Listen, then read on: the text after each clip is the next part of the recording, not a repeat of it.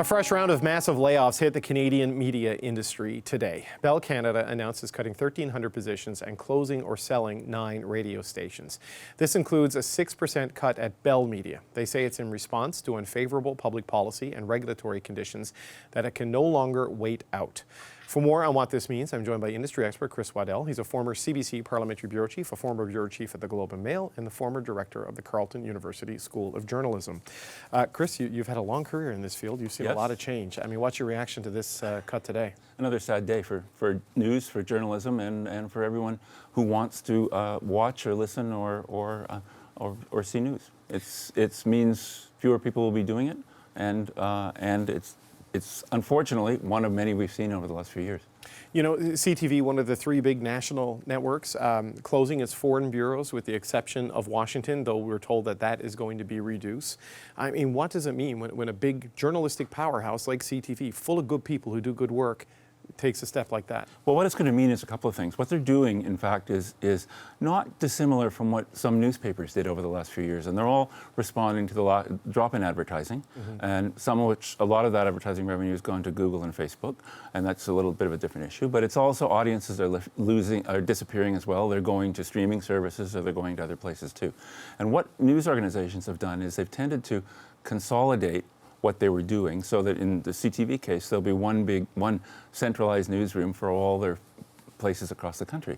And the problem with that, and we've seen it in other media, is what ends up getting lost in that is local news and local stories, because what the organizations ended up doing is national or regional stories that can be played by a number of their outlets. Yeah. And so what we're seeing is more abandonment of local news. And that's a real problem, because local news is actually what happens in people's communities, and it affects their lives in a lot of different ways. It was interesting in the announcement with all of the carnage, right? And like good friends here in Ottawa, it's been announced publicly, people like Glenn McGregor and Joyce Napier have been let go, you know, some of the top most recognizable people, but they're putting VJs in Newfoundland and Labrador, for example, in Prince Edward Island, in New Brunswick, sort of rounding out some regional coverage.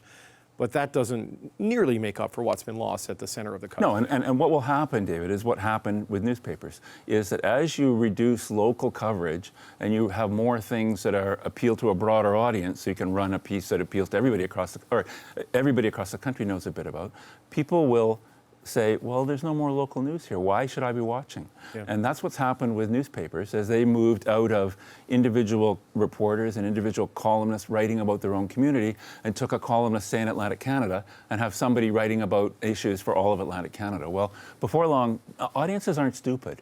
Audiences realize and recognize what's there and what isn't there. And when they see that it's disappearing, they will more and more start to say, well, why am I watching?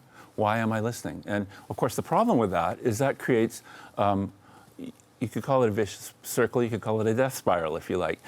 Fewer people watching means you can't charge as much for the advertising you're selling, and so you're not making as much money, so you lay more people off, and so the next stage is you're doing less journalism, fewer people are watching, advertising rates go down, and before you know it, you're essentially out of business. Now, the interesting thing for broadcasters is it will be interesting to see if the CRTC has anything to say about, as our broadcasters are regulated, about when you cut back and consolidate in this way, at what point do you risk violating your terms of your license or whatever commitments you might make about local news and local information. Right, and I know that's certainly an issue in the sale of some of the radio stations. Yes. I think they need regulatory approval there. But look, and I know we're having this conversation, and I'm doing it from the comfort of the perch of the national public broadcaster, right, where we're insulated to a substantial degree from the market forces that our colleagues at CTV have to deal with.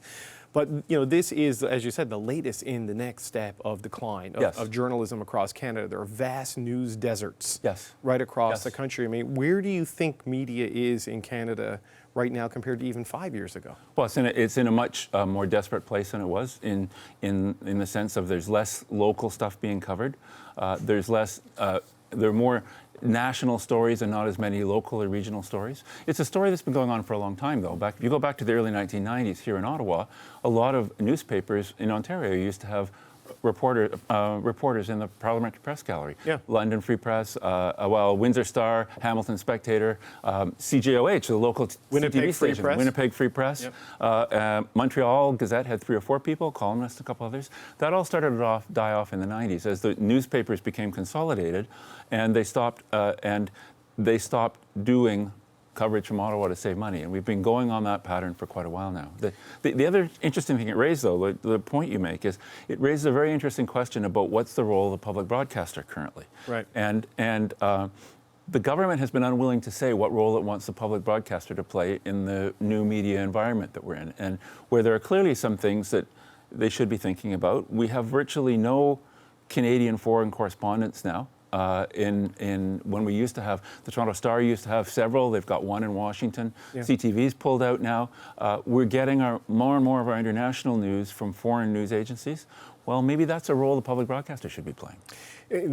What to do with the CBC is a whole other Yes, conversation. it We don't is. have time, but the one that I'm happy I wrote to a have book on about this it, show, actually. yeah. but just as a quick final point, you mentioned the Facebook and Google issue, Yes. and Pablo Rodriguez, the Heritage Minister, Yes. was out today saying this just proves we need these legislative changes he's bringing in that would make the big tech companies pay for news. I mean, is he just like cynically capitalizing on this, or does he have a point?